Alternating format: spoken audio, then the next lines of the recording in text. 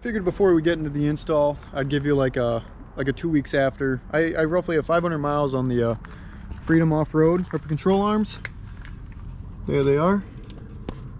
And things I definitely noticed is that there's a lot more clearance between the tire and the upper control arm.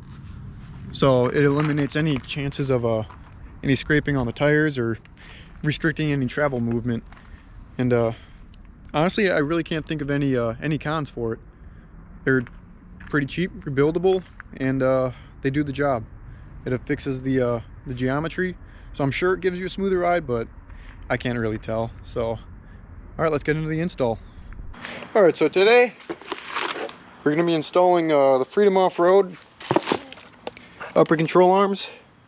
I recently put on the Fox 2.5's the lift kit. Realized the ball joint's pretty shot, so why not do an upgrade?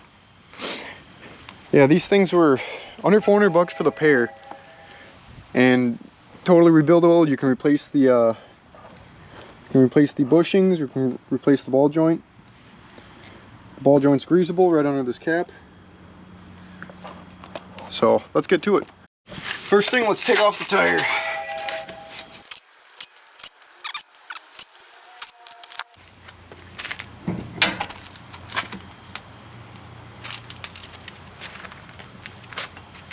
Up next, I removed about four of the plastic clips on this side and about 4 of the plastic clips on this side, just to get it out of the way so I can access the long bolt. And now to remove the upper control arm ball joint. It's this little wire clip. Just gotta grab some sort of pliers and pop the side off. Yeah, this clip you just pull on this side and then slide it right out. Now it gives us access to this 19mm nut. Before that, I'm going to take the sway bar link off. I believe that's a 14 mil. Nope.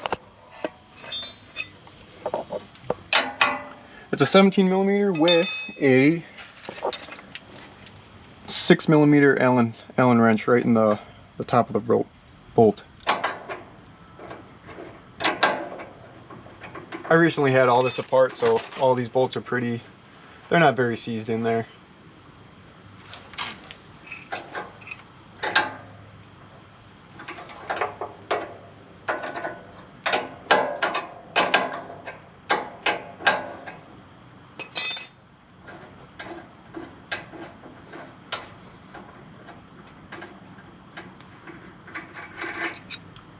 So sway bar just pops out, and now it'll give us some clearance to move everything back and forth.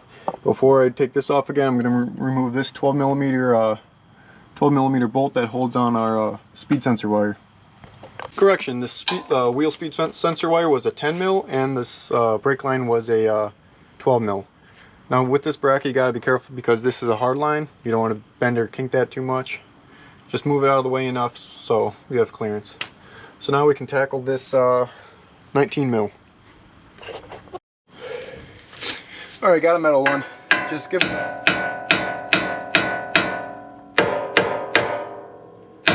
There it is. See, now when you leave the bolt on, it pops down. It doesn't make the whole spindle assembly drop down at all. Now you just finish removing that, and the upper control arm is free. Then we just tackle the long bolt. Now we'll just remove this this long bolt. It's a 19mm nut and a 19mm bolt head. So I just got a wrench and then a extension on here to go past this brake line. And got her cracked loose.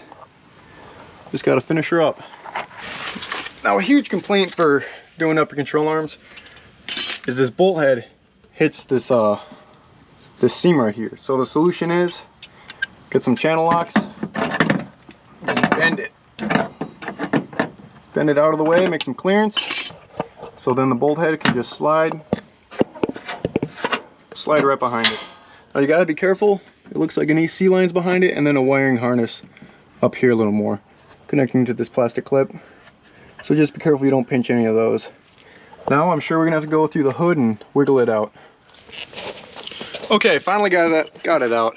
I ended up having to cut a little piece of it out because my my wrench doesn't fit. But I just cut a little sliver out. I was being very careful of that AC line and this wiring harness. So now it's just a matter of fishing this out like that. You got a washer, and this will pop right off. So taking a look at these side by side, this ball joint's obviously worn out. Oh yeah, there's a crack in the boot right here. I mean, no complaints with them, as they're just old compared to the new ones. The ball joints nice and tight. What's awesome about Freedom Off-Road is that little ball joint cover. I'm not sure if other companies do that, but yeah, they retain the same the wheel speed sensor wire harness like on the stock one, and so far so good. I like them.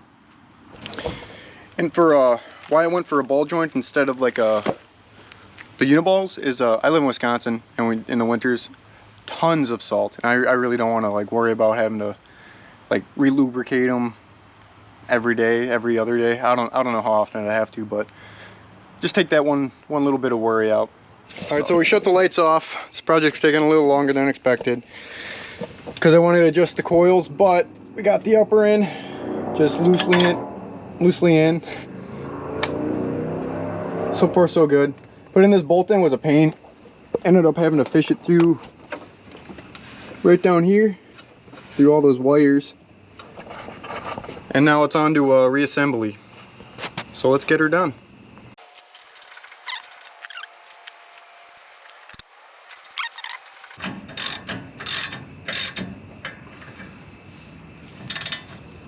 All right, torque it till it's tight.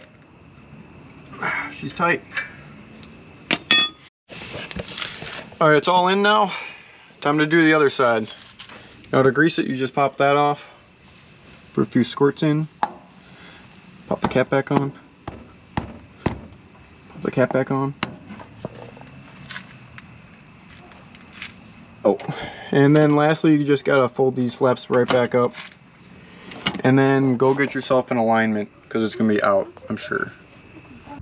Thank you guys for watching. If you liked it, hit that like button, and then let me know what I can improve on or what you want to see next. So catch you guys later.